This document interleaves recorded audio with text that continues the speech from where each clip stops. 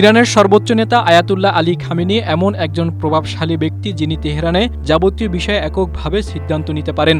দেশ পরিচালনায়, অর্থনীতি, বাণিজ্য, প্রশাসন এবং সামরিক বাহিনীর উপর তার একক আধিপত্য রয়েছে। আর এবার তাকেই হত্যার হুমকি দিয়েছেন মার্কিন প্রেসিডেন্ট ডোনাল্ড ট্রাম্প। রোববার মার্কিন সংবাদ মাধ্যম পলিটিকোকে দেওয়া এক সাক্ষাৎকারে এই হুমকি দেন তিনি। বলেন, ইরানে নেতৃত্ব পরিবর্তন আনার সময় হয়েছে।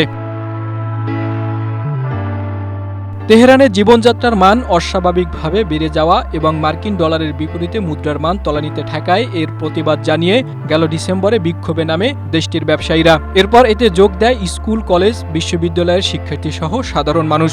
আর এতে আগুনের স্ফুলিঙ্গের মতো পুরো ইরান জুড়ে বিক্ষোভ ছড়িয়ে পড়ে, যা পরবর্তীতে সরকার বিরোধী বিক্ষোভে রূপ নেয়। আর এই বিক্ষোভ শুরু হওয়ার পরই ইরানে হস্তক্ষেপ করার প্রকাশ্য হুমকি দেন মার্কিন প্রেসিডেন্ট। বলেন, ইরানি শাসকরা যদি বিক্ষোভকারীদের দমনে হত্যাযজ্ঞ চালায় তাহলে যুক্তরাষ্ট্র তাদেরকে রক্ষায় তেহরানে হামলা চালাবে। এছাড়া এই বিক্ষোভে ইন্ধন ছিল ইসরায়েলেরও।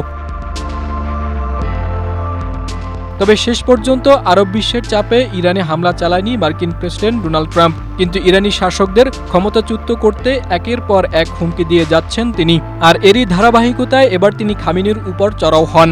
এদিকে ইরানও থেমে নেই। ট্রাম্পের হুমকিতে ভয় না পেয়ে উল্টো ওয়াশিংটনকে হুঁশিয়ারি দিয়েছে তেহরান।